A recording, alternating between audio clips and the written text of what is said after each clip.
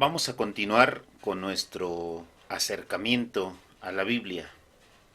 Estamos en el mes de la Biblia, como ya lo habíamos dicho antes, como ya lo habíamos asentado.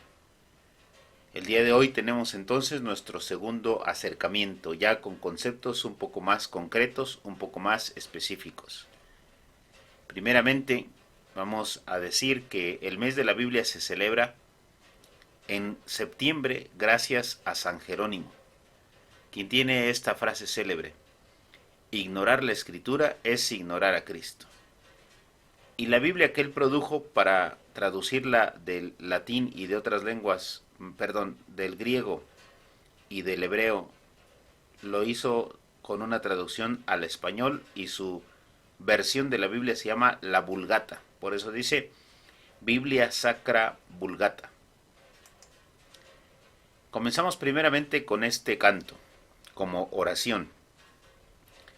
En el nombre del Padre, y del Hijo, y del Espíritu Santo. Amén.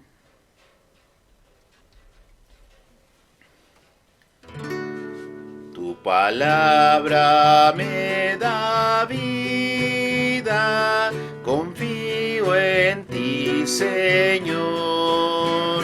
Tu palabra es eterna,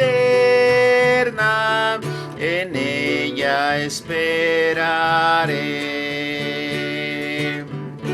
Tu palabra me da vida, confío en ti, Señor.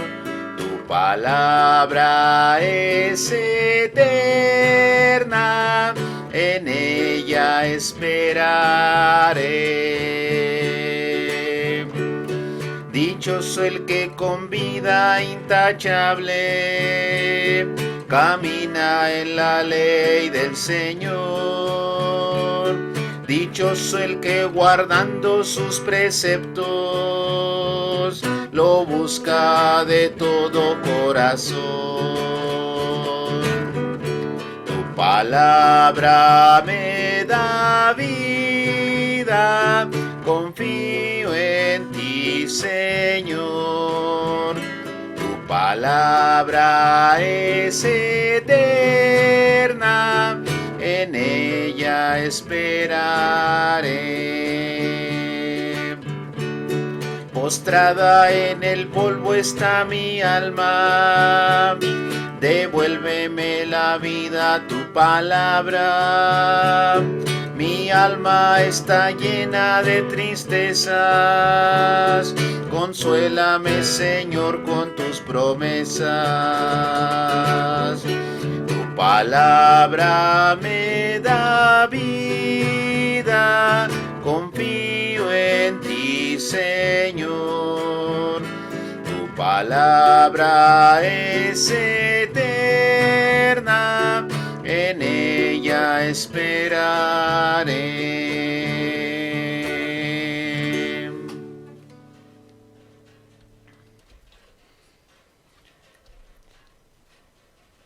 Desde la semana pasada tuvimos la oportunidad de leer este salmo, que es el Salmo 118. Un salmo, el más extenso de toda la Biblia. Un salmo que nos habla de la ley de Dios. Un salmo que equipara la ley de Dios con la vida.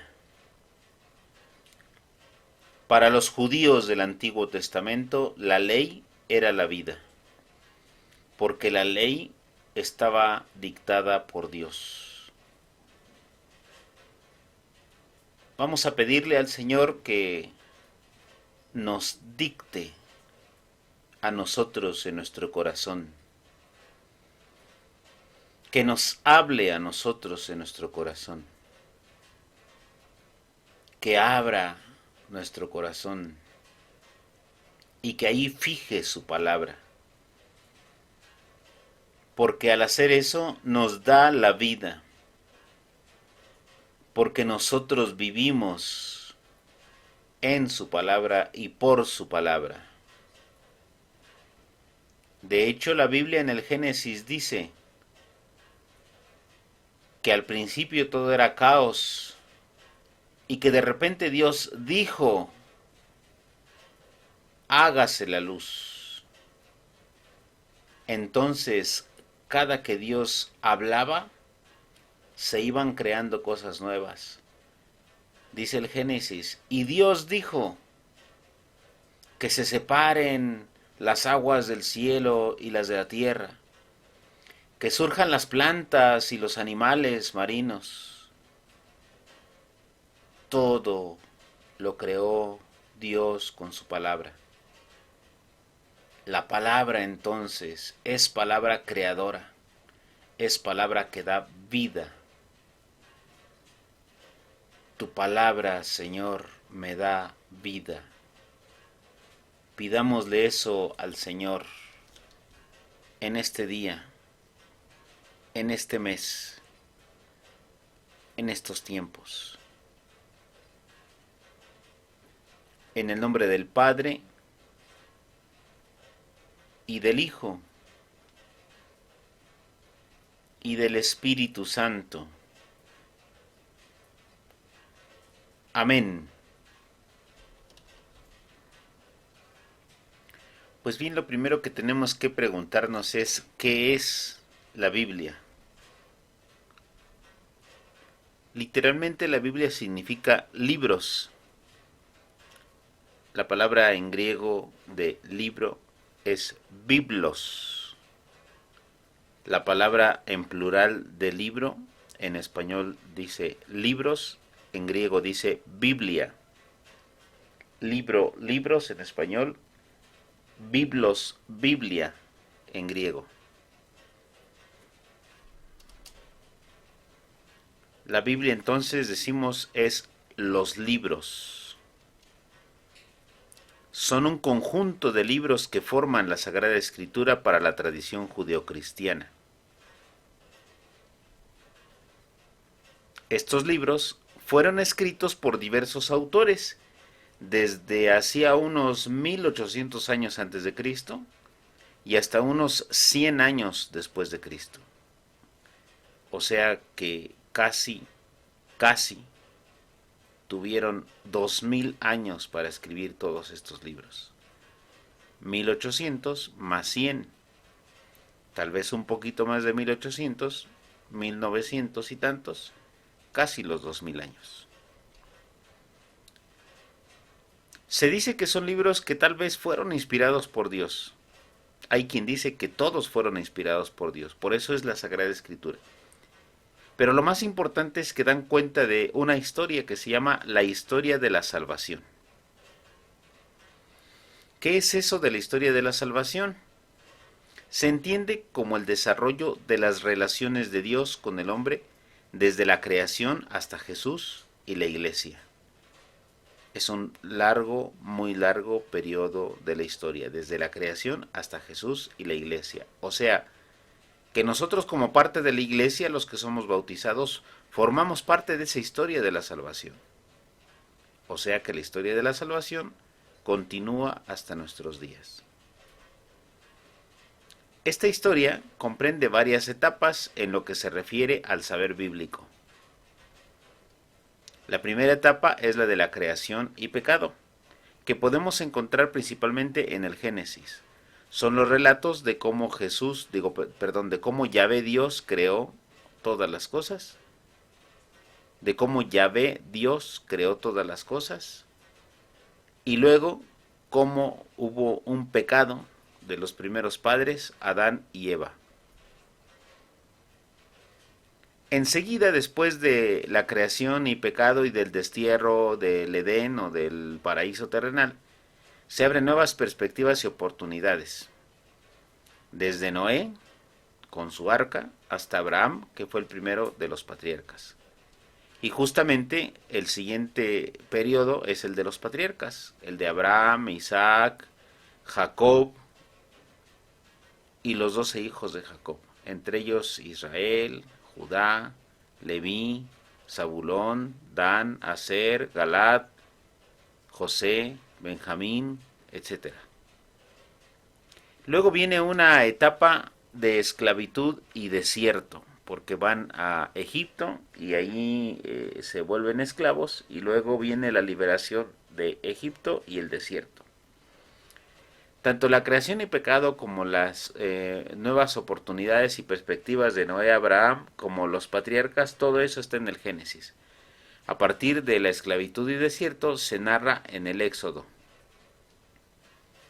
Después de que salen de Egipto, llegan a la tierra prometida y luego viene el periodo de los jueces. Estos relatos se pueden encontrar tanto en el Éxodo como en el propio libro que se llama Jueces, en la Biblia, en el Antiguo Testamento. Siguiendo con la historia de la salvación, viene el tiempo de los reyes y los profetas. Justamente después de los jueces, pues el pueblo de Israel pide un rey. Y Dios les da el primer rey, que se llamó Saúl. Al mismo tiempo que surge el rey, surgen los profetas, como para tratar de balancear el poder de Dios en la tierra, tal vez, o quizás para hacer la conciencia de los reyes. Y este periodo de los reyes fue relativamente corto, hasta que llegaron a la división. Los hijos de Salomón se dividieron el reino. Después vamos a ver con más calmita estos relatos. Se dividen el reino y ahí viene otra etapa de la historia de la salvación. Hasta que el reino del norte, porque se dividen en reino del norte y reino del sur, cae el reino del norte, es azotado por los asirios, se pierde la identidad del pueblo y surgen los profetas. Eso es lo que pasa en esta siguiente etapa que estamos revisando. Luego el reino del sur es desterrado a la ciudad de Babilonia. Entonces el destierro en Babilonia o a Babilonia del reino del sur.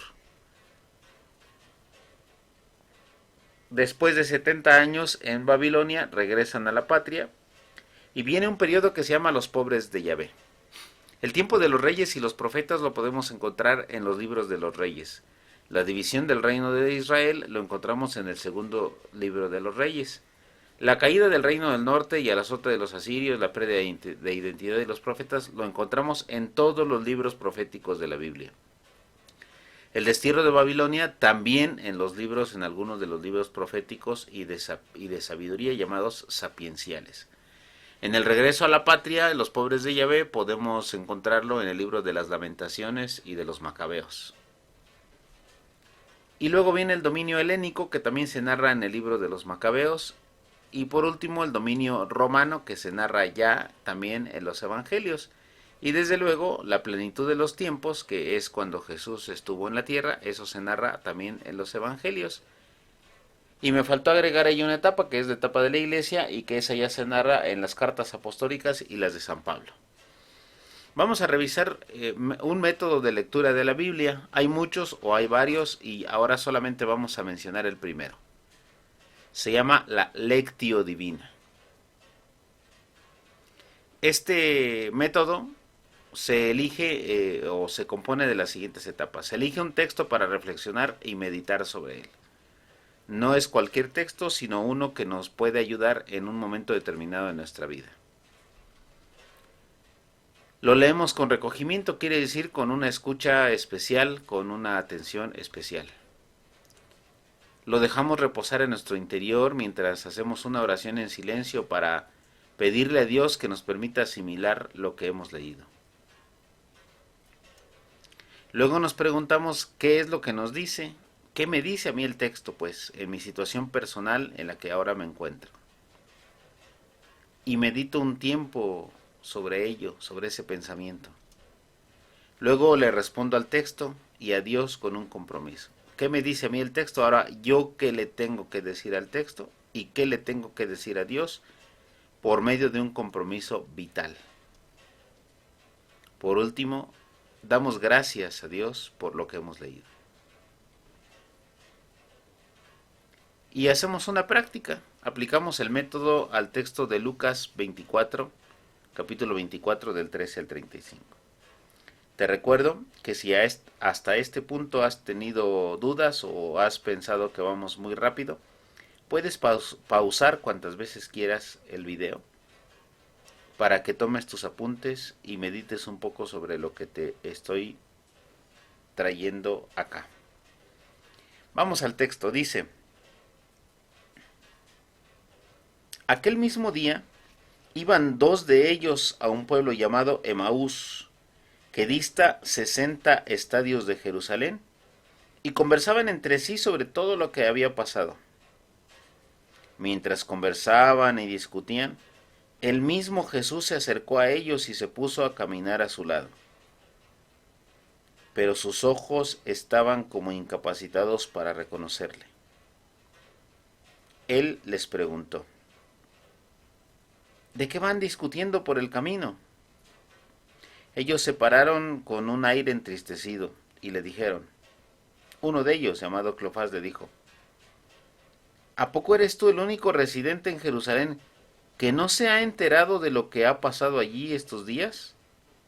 Él les dijo: ¿qué ha ocurrido? Y ellos le contestaron: lo de Jesús, el Nazareno, un profeta poderoso en obras y palabras a los ojos de Dios y de todo el pueblo. Como nuestros sumos sacerdotes y magistrados lo condenaron a muerte y lo crucificaron. Nosotros esperábamos que iba a ser él quien liberaría a Israel. Pero con todas estas cosas llevamos ya 3 días desde que eso pasó.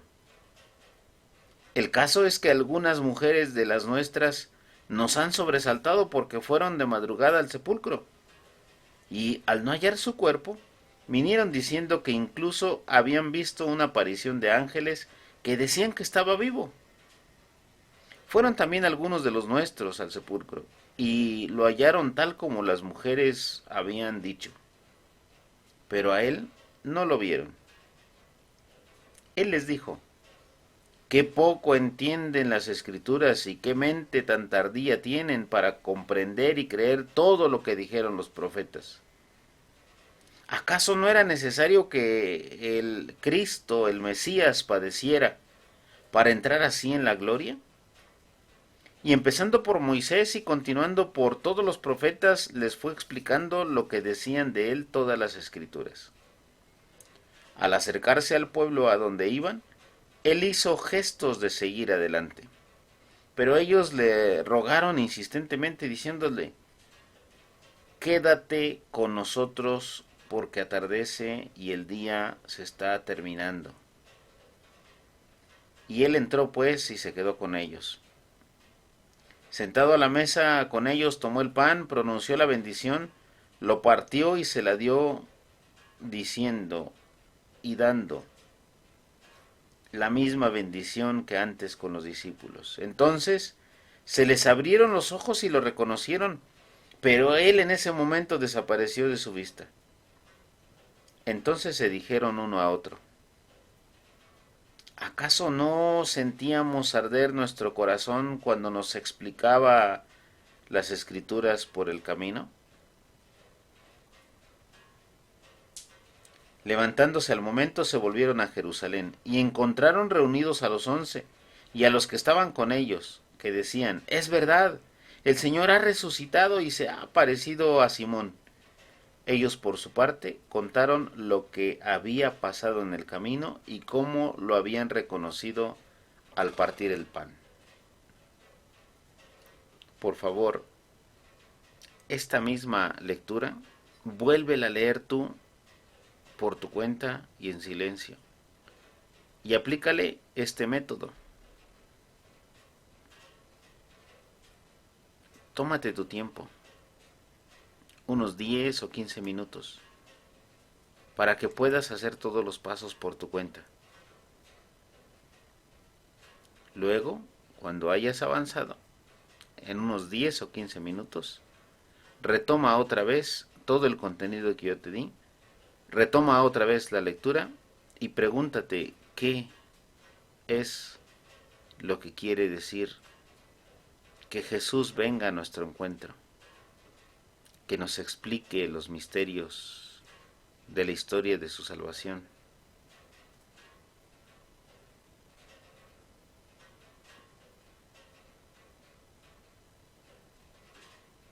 Y que nos haga sentir, como a los discípulos de Maús, que arde nuestro corazón cuando nos explica las Escrituras. Toma tus conclusiones de la lectura. Pregúntale a tu corazón lo que entiende. Y pídele a Dios que te haga saber y sentir lo que quiere decirte.